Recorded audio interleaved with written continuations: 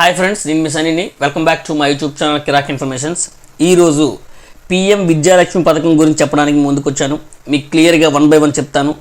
Don't skip the video, last వరకు కూడా చూడండి.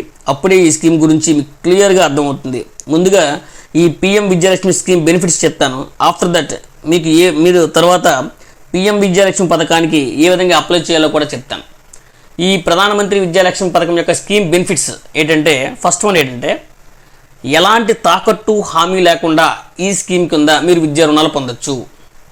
సెకండ్, ఏటా కూడా 1,00,000 మందికి ఈ స్కీమ్ కింద రుణాలు అందేలా సెంట్రల్ గవర్నమెంట్ చూస్తుంది.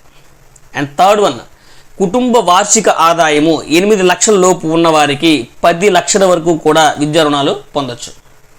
ఫోర్త్ వన్ మీరు చూసుకున్నట్లయితే, వాస్తవానికి 4.5 lakhs వరకు కూడా పూర్తి వడ్డీ రాయితీ కల్పిస్తారు. ఆ తర్వాత ఎంత మొత్తం రుణం ఉన్నా కూడా దానిపై విధించిన వడ్డీలో 3% వరకు కూడా మీకు రాయితీ ఇవ్వడం జరుగుతుంది. ఆడపిల్లలకైతే అదనంగా ఇంకా రాయితీ అనేది కూడా వాళ్ళు కల్పిస్తారు.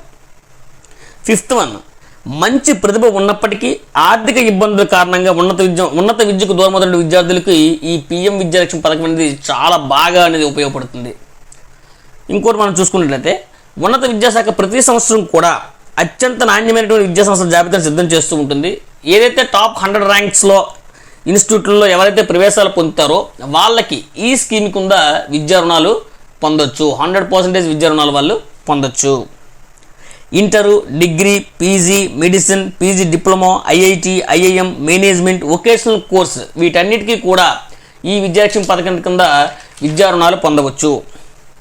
ఎవరైతే ఎలిజిబుల్ స్టూడెంట్స్ ఉన్నారో ఈ పిఎం విద్యాలక్ష్మి పథకం కింద పోర్టల్లో వాళ్ళు అప్లై చేసుకోవచ్చు. అంతేకాకుండా అర్హత ఉన్న విద్యార్థులకు కేవలం 15 రోజుల్లోనే ఈ విద్యా రుణాలు అనేవి మంజూరు చేయబడతాయి.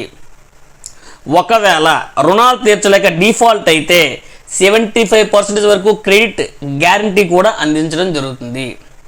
అయితే ఈ పిఎం విద్యాలక్ష్మి రుణాల కోసం మనం ఏ విధంగా అప్లై చేసుకోవాలి?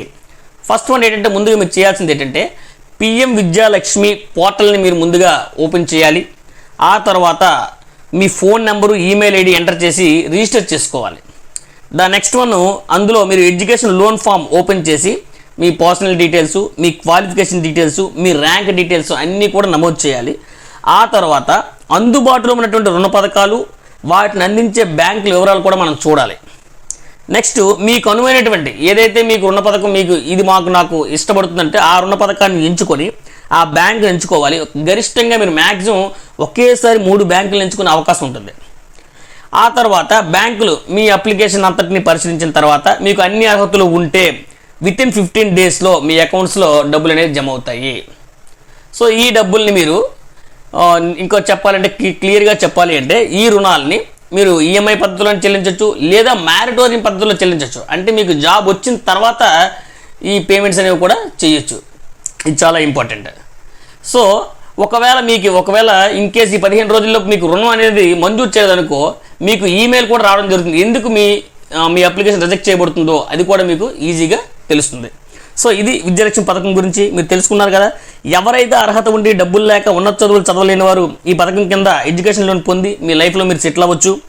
కావున ఈ పథకాన్ని స్టూడెంట్స్ అందరూ కూడా సద్వినియోగం చేసుకోండి. అంతేకాకుండా మీ చుట్టుపక్కల బాగా చదివి ఉండి డబ్బులు లేని కారణంగా పై చదువులు చదవలేని స్థితిలో ఉన్న వాళ్ళకి ఈ స్కీమ్ గురించి వివరించండి. మీకు కనుక ఈ వీడియో నచ్చినట్లయితే లైక్ చేయండి, షేర్ చేయండి, కామెంట్ చేయండి. But don't forget to subscribe my YouTube channel Kiraak informations. Thank you.